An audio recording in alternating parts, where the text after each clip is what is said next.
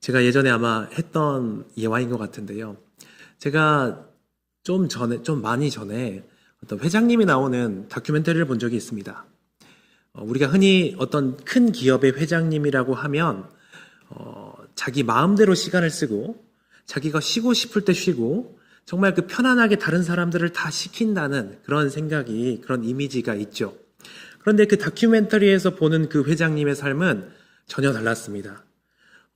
이렇게 말할 수 있을까 모르겠는데, 그 큰 회사에서 정말 분 단위로, 초 단위로 시간을 쪼개서 가장 바쁘게 사는 사람 중에 한 명이 바로 회장님이었습니다.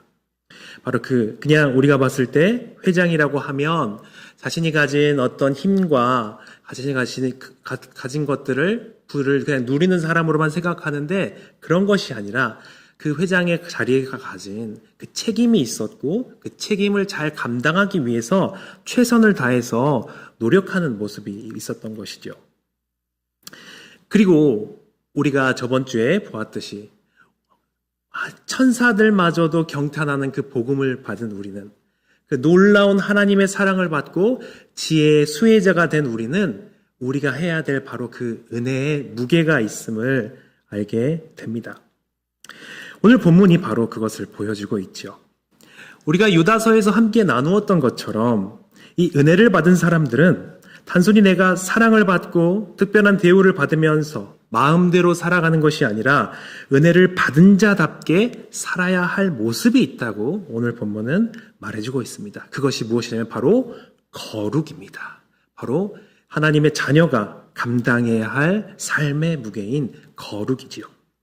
오늘 설교는 총 3부분으로 이루어지는데요. 첫 번째로 나그네가 이 땅에서 깨어 정신 차려야 할 사역과, 두 번째로 나그네가 추구해야 할 거룩이고요. 세 번째로는 이 거룩을 가능하게 하는 두려움에 대해서 함께 나누겠습니다. 먼저 13절과 14절을 제가 읽겠습니다.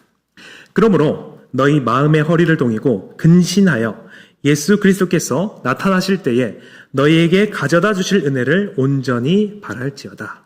너희가 순종하는 자식처럼 전에 알지 못할 때에 따르던 너희 사욕을 본받지 말고. 아멘. 여기서 먼저 우리가 살펴볼 수 있는 것은 나그네들이 깨어 정신 차려야 할 사욕입니다. 여기서 주목할 단어는 근신하여인데요. 이 근신하여를 뉘앙스를 조금 강조해서 말하자면 정신 차려라입니다. 정신 차려라. 그냥 정신 차리는 것이 아니라 마음의 허리를 동이고 정신 차리라고 말합니다. 마음의 허리를 동인다고 하는 것은 당시 사람들이 긴 옷을 입고 있잖아요. 그래서 그 사람들이 뛰어갈 때거나 어떤 격렬한 활동을 할 때면 그 통짜로 된 긴 옷을 이렇게 걷어서 허리에 묶어서 이렇게 격렬한 활동을 이렇게 했던 거죠. 이것을 마음에도 하라는 것입니다. 이는 그냥 우리의 마음을 단순히 그냥 편안하게 내버려 두라는 것이 아니라 이 마음이 어떤 목적과 방향을 위해서 다스리라고 하는 것입니다. 우리 마음이 가야 할 곳이 있다라고 말하는 것이죠. 이는 14절에서 말하는 것처럼 우리의 사욕, 다시 말해서 죄된 욕망에 따라서 살지 않는 것을 의미합니다. 우리 마음은 정말 여러 가지를 원하죠.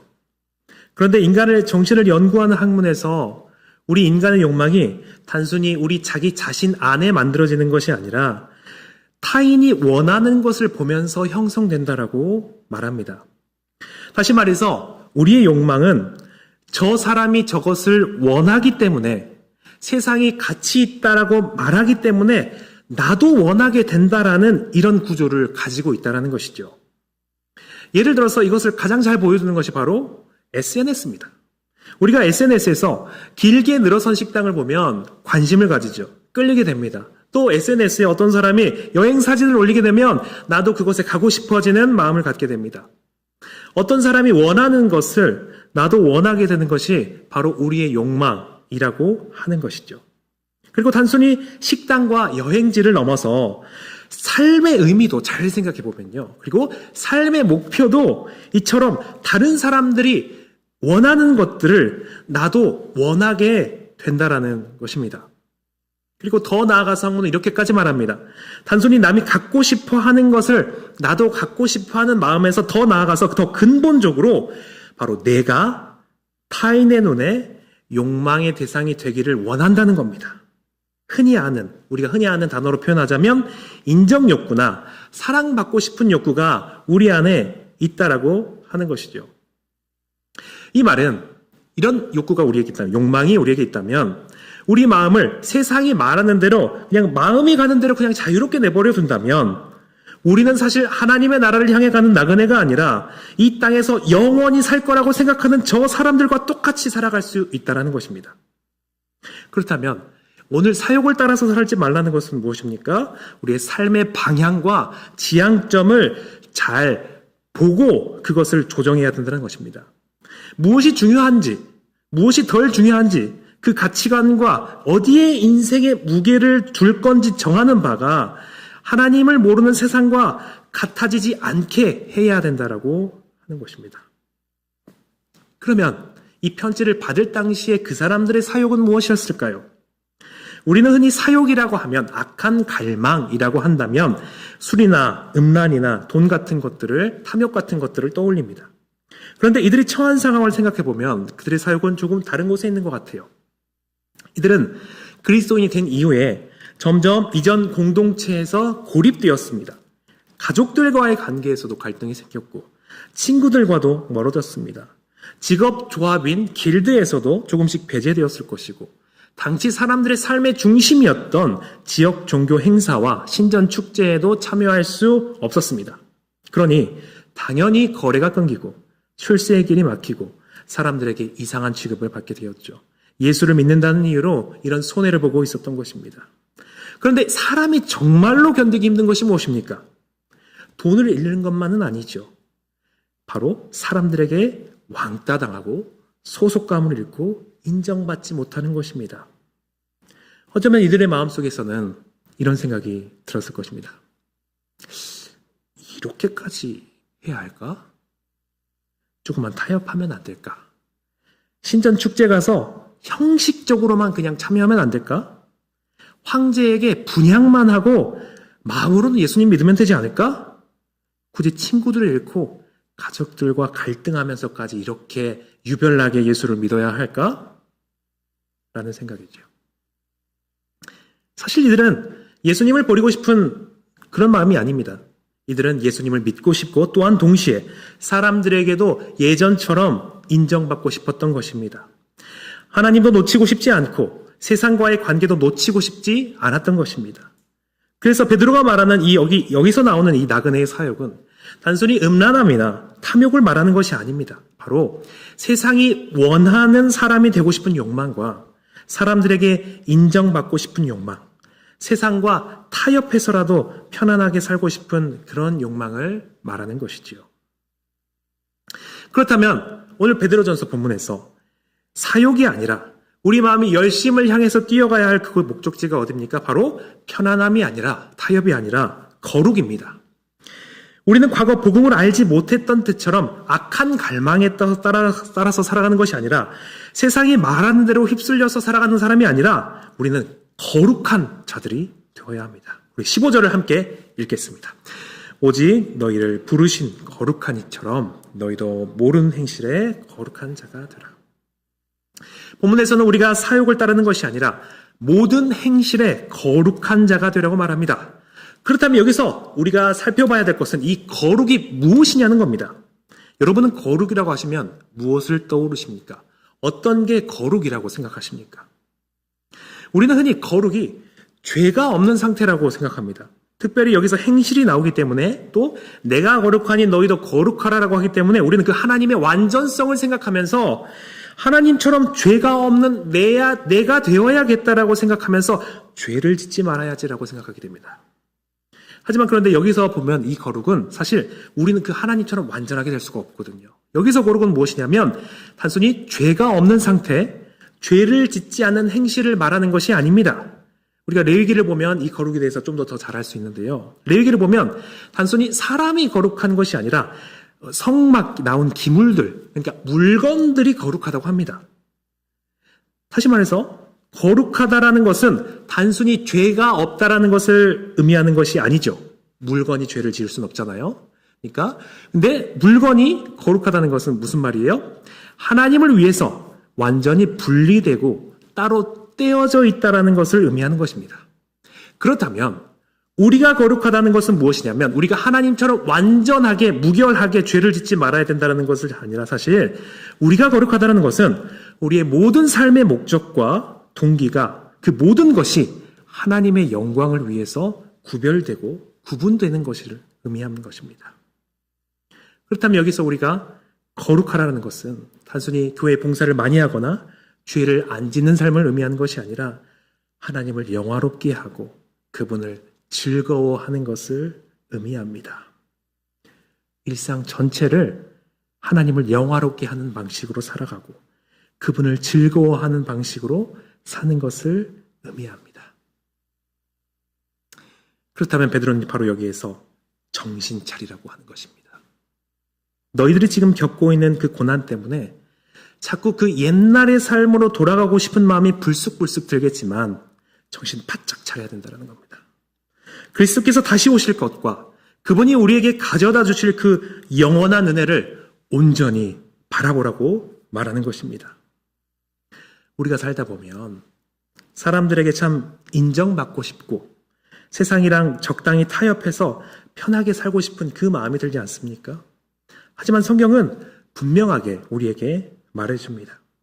우리는 더 이상 이곳에 속한 사람들이 아니고 하나님께서 따로 부르신 거룩한 백성이라고요. 나그네는 계속해서 내 삶의 방향이 어디인지, 내가 지금 어디를 향해 가고 있는지 살피는 사람입니다. 내 우선순위가 지금 어디에 가 있는지 끊임없이 내 마음의 깊은 곳을 살펴야 됩니다. 결국 이 땅을 살아가는 나그네인 우리는 내 사욕을 따라서 그냥 흘러가는 대로, 세상이 사는 대로 사는 것이 아니라 거룩하게 살아야 하는 것입니다. 그리고 여기서 말한 거룩은 내가 남들보다 죄 안 지어서 도덕적으로 우월해지거나 내 삶의 모든 즐거움들을 다 포기하고 억지로 참아내는 그런 금욕이 아니라 하나님의 영광을 위해서 즐겁기도 하고 하나님의 영광을 위해서 슬퍼하기도 하고 내 일상의 모든 선택과 우선순위를 하나하나씩 그분의 영광을 위해서 또 그분을 누리기 위해서 조정하는 것을 거룩이라고 할 수 있을 것입니다. 그런데 문제가 있습니다. 우리는 거룩하고 싶죠. 여기 있는 분들이, 모든 분들이 하나님께서 말씀하시는 것처럼 거룩을 원하실 것입니다. 하지만 잘 안 된다는 점입니다. 세상이 말하는 바에 따르지 않고 내 사욕에 흔들리지 않고 살고 싶습니다. 하나님의 영광을 위해서 그분을 즐거워하고 그 살고 싶다는 영적 갈망이 분명 우리 안에 있습니다. 문제는 그게 잘 안 되잖아요. 막상 일상으로 돌아가면 내 마음 하나 다스리는 것이 정말 마음대로 되지 않죠. 게다가 더 힘이 빠지는 것은 내가 그렇게 하나님의 영광을 위해서 정말 열심히 사는데 내 삶에 그렇게 큰 외면적 변화나 차이나 보상이 나타나는 것 같지도 않다는 점입니다. 내가 거룩하게 살려고 애써도 내 월급이 드라마틱하게 오르지 않고 내 삶의 그 팍팍한 형편이 대단하게 바뀌지도 않습니다. 나 혼자 그냥 유난 떨며 손해보는 것 같다라는 그 생각이 들 때 우리의 마음은 거룩을 추구하는 그 마음에서 깊은 지침과 무기력을 경험하게 되죠. 그래서 많은 신자들은 죄를 지으면서 살아가려고 하진 않지만 아마도 그렇게 거룩하게 살아가는 것을 포기하거나 잠시 내려놓는 경우가 많이 있는 것 같습니다. 우리는 거룩하게 살고 싶지만 지치게 되고 포기하게 되고 매번 다시 다짐하지만 잘 되지 않는 것이 바로 우리의 현실이라는 것입니다.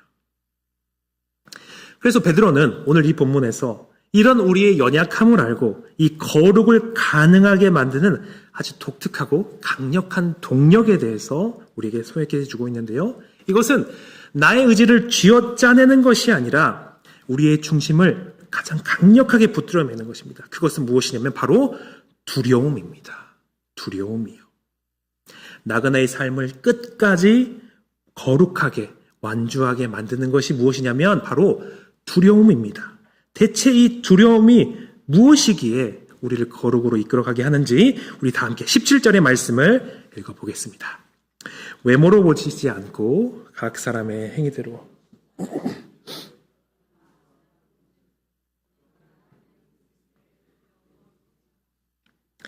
우리 반 성경에는 번역되지 않았지만 17절에 보면 맨 앞에 접속사가 있습니다. 다시 말해서 거룩을 위해서 필요한 점이 바로 우리에게 필요한 점이 하나님을 향한 두려움이 회복되는 것이라고 말하는 것이죠. 먼저 베드로는 우리가 잘 알고 있는 하나님을 두려워하는 이유를 설명합니다. 그것은 하나님께서 심판자가 되시기 때문입니다. 여기서 하나님은 외모로 보지 않으신다라고 하는데 이 말이 무슨 말씀이시냐면 하나님은 어떤 사람을 특별히 예뻐하시거나 편애하시는 분이 아니라는 겁니다. 그래서 예를 들어서 어떤 사람이 잘못을 했을 때 너는 내가 특별히 예쁘니까 봐줄게 라고 하시는 분이 아니라고 말씀하시는 겁니다. 그분은 정확한 심판자입니다. 각 사람의 행위대로 정확히 심판하시는 분이라고 지금 말하고 있죠. 자, 그러면 여기까지 우리가 들으면 하나님을 왜 두려워할까요, 우리가? 왜 두려워합니까? 17절 말씀 그대로 하나님은 외모를 보지 않으시고 각 사람의 행위대로 정확하게 심판하는 분이시기 때문에 우리는 두려워합니다. 내가 얼마나 죄인인지 아니까 우리는 두려워하는 거죠. 내가 잘하면 복을 주시고 못하면 벌을 주시는 재판장이시기 때문에 그러니 우리가 여기서 어떻게 합니까? 나의 그 잘못된 삶으로 혼날까 봐, 매맞을까 봐, 하나님이 징계하실까 봐 하나님을 두려워하는 것은 우리에게 당연한 겁니다. 자연스러운 반응이고요. 그리고 이런 두려움에서 거룩을 추구하는 것도 어찌 보면 자연스러운 것입니다. 그러나 오늘 본문에서 독특하고 주목할 지점은 또 다른 두려움의 이유가 있다는 점입니다. 그것을 어디서 볼 수 있냐면 바로 18절부터 21절인데 제가 18절만 한번 읽어보겠습니다. 너희가 알거니와 너희 조상이 물려준 헛된 행실에서 대속함을 받은 것은 은이나 금같이 없어질 것으로 된 것이 아니요 라고 합니다. 개역개정에서는 명확하게 드러나지 않지만 학자들이 헬라어 구절을 고려한다면 이 18절과 21절에 나오는 이 그리스도의 대속, 그러니까 죄를 위해서 대신 값을 지불하심이 바로 하나님을 두려워하는 또 다른 이유가 된다라고 합니다. 근데 이것은 굉장히 이해하기가 어려운 지점입니다. 어떻게 이럴 수가 있을까요?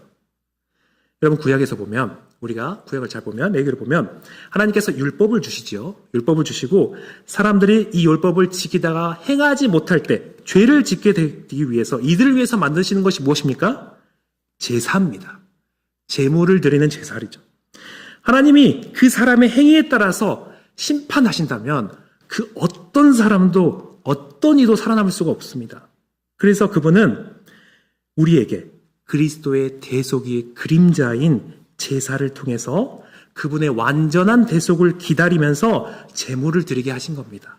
그 명백히 이것은 하나님의 자비로우심이죠.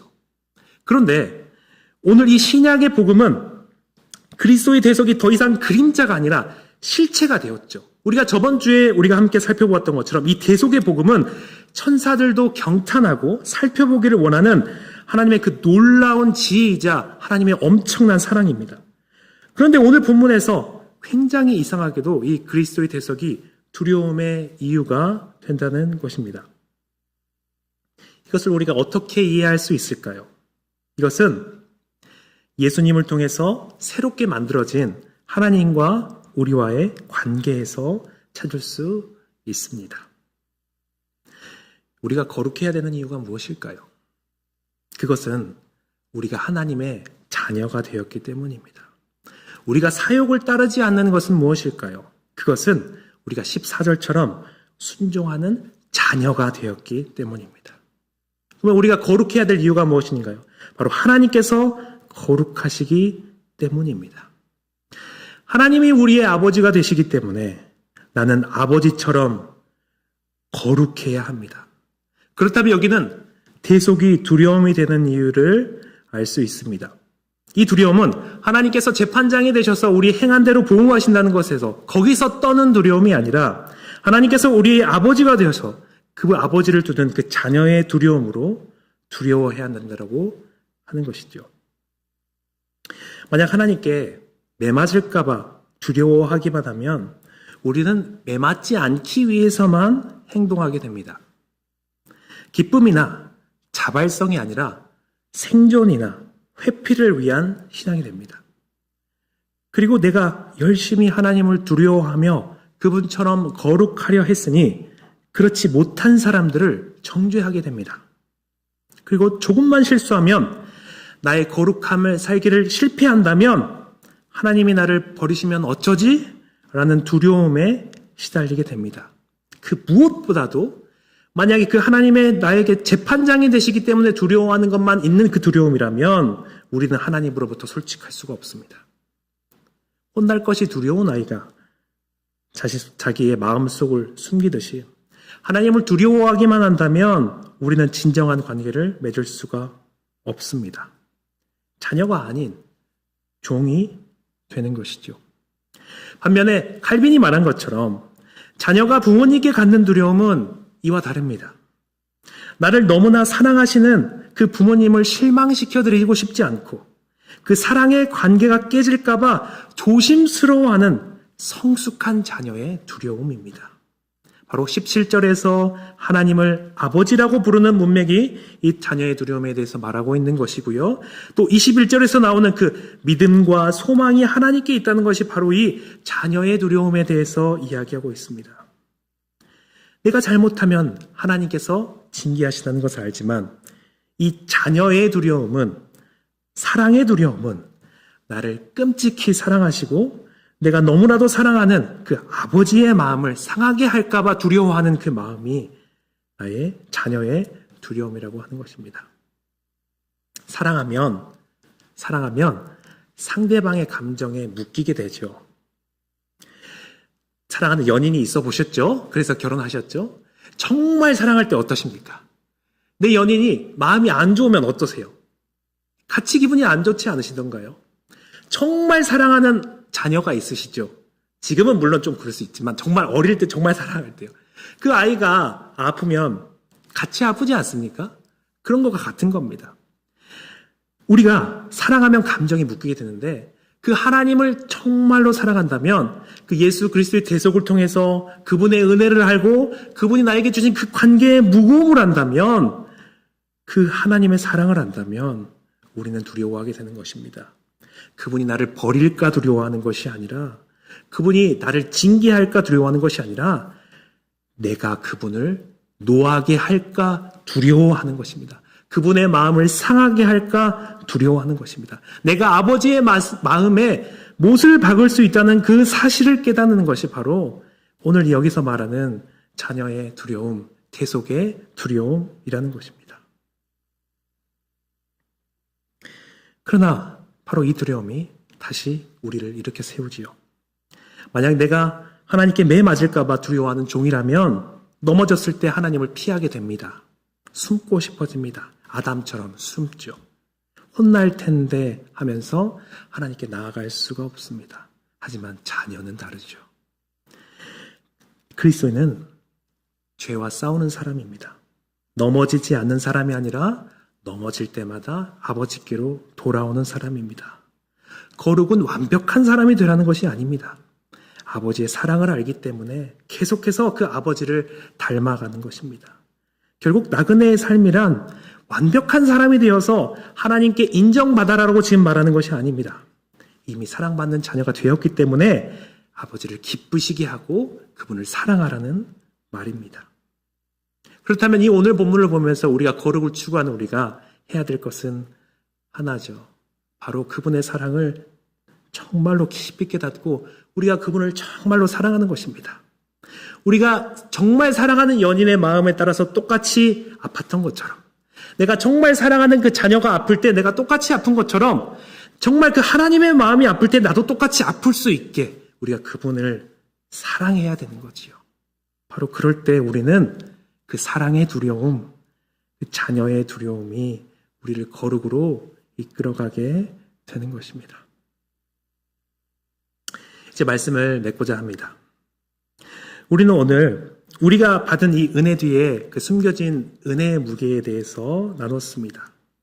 예수 그리스도의 그 피값으로 구원받아 하나님의 자녀가 된 나그네는 이 땅에서 내 마음대로 그것이 원하는 대로 세상이 부추기는 대로 흘러가는 시 그렇게 살 수 없는 사람들입니다. 세상과 적당히 타협하면서 사람의 인정과 편안함을 구하는 그 옛날의 사역을 과감하게 끊어내야 합니다. 그리고 우리는 우리의 아버지가 거룩하신 것처럼 우리의 일상 전체를 따로 떼어서 하나님을 영화롭게 하고 그분을 온전히 즐거워하는 거룩을 향해서 계속해서 나아가야 합니다. 물론 이 거룩의 길은 결코 쉽지 않을 것입니다. 내 힘과 내 의지만으로는 그 일주일의 삶 속에서 매번 패배하기 마련입니다.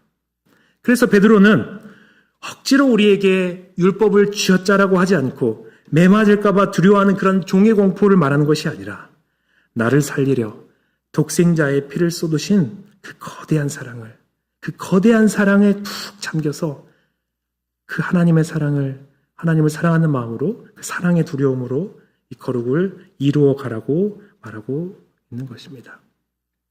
우리가 이 자녀의 두려움을 가슴에 품고 살아갈 때 비로소 우리의 신앙은 억지적 복종이 아니라 자발적인 기쁨이 될 것입니다. 나 혼자만 손해보는 것 같아서 지치고 무기력했던 그 자리에서 주님을 사랑하는 그 마음으로, 아버지를 그 사랑하는 그 마음으로 아버지를 영화롭게 해드리고 싶다는 그 거룩한 열망이 불타오르게 될 것입니다. 이번 한 주 우리를 위해 치러진 그 십자가의 대속의 무게를 기억하며 나를 사랑하신 아버지의 마음을 시원케 해드리는 거룩한 나그네가 되시기를 예수님의 이름으로 축복합니다. 그래서 이 세상 사람들이 하나님을 정말로 사랑하는 우리의 모습을 보며 그 하나님이 어떤 분이신지 궁금해하고 또한 그 복음을 듣고 기뻐하는 그런 일들이 많이 일어나기를 소원합니다. 그래서 모든 일들을 통하여서 이 모든 삶을 통하여서 하나님께 영광을 올려드리고 또한 그 주님을 누리는 우리 모두가 되시기를 예수님의 이름으로 축복합니다. 우리 말씀을 생각하시면서 기도하실 때 두 가지 기도 제목 가지고 기도하겠습니다. 첫 번째로는 우리를 유혹하는 그런 세상의 욕망과 나의 욕망에 휩쓸리지 않고 거룩한 삶을 살게 해달라고 기도하시고요. 또한 두 번째로 기도하실 때 하나님의 자녀가 된 두려움으로 우리가 거룩을 지켜가게 해주십시오라고 함께 기도하도록 하겠습니다. 기도하겠습니다. 살아계신 하나님 아버지, 주님께서 우리를 사랑하여 주시옵시고 그 하나님의 자녀된 그 무게로서 거룩하게 하시니 감사합니다. 주님, 이 거룩의 삶이 우리에게 때로는 어려움이 되고 무거움이 되고 지침이 되고 무력함이 되기도 하지만 그 주님께서 우리를 사랑하시는 그 사랑으로 인하여서 거룩한 두려움으로 우리의 거룩을 이루어가게 하여 주시옵소서. 하나님 아버지, 세상을 우리는 끊임없이 유혹합니다. 끊임없이 우리의 욕망에 따라서 내 마음대로 살아가라고 말하고 있습니다. 그렇지만 주님, 거기에 우리가 휩쓸리는 것이 아니라 거룩한 삶을 추구하며 거룩을 추구하며 하나님을 기쁘시게 하게 하여 주시옵소서. 주님, 특별히 우리가 주님께서 우리를 징벌하신다는 그 두려움이 아니라 하나님께서 우리를 사랑하시고 또 우리가 주님을 사랑하기 때문에 그 두려움으로 우리의 거룩을 이끌어 나가게 하여 주시옵소서. 너무나도 좋으신 하나님 아버지, 우리를 아무 공로 없이 자녀 삼아 주시고 거룩한 하나님의 사람으로서 살아가게 하시니 참 감사합니다. 여러분, 하나님, 세상은 우리를 유혹하고 우리의 마음대로 살아도 된다라고 하면서 우리의 사욕에 따라서 살게 하지만 하나님, 우리에게는 거룩한 길을 가야 하는 그런 은혜의 무게가 있음을 우리가 고백합니다. 이 세상 가운데서 우리가 우리의 사욕에 따라서 살아가는 것이 아니라 하나님의 은혜에 힘입어서 그 사랑을 힘입어서 거룩의 삶을 살아가게 하여 주시옵소서. 이 거룩의 삶 가운데 지치지 않게 하옵소서. 포기하지 않게 하여 주옵소서. 무기력하게 하지 않게 하여 주시옵소서. 우리가 주님을 두려워하며 또한 주님을 사랑으로서 두려워하며 이 모든 거룩을 담대히 잘 감당하게 하여 주시옵소서. 일하실 주님을 믿습니다. 예수 그리스도의 이름으로 기도드립니다.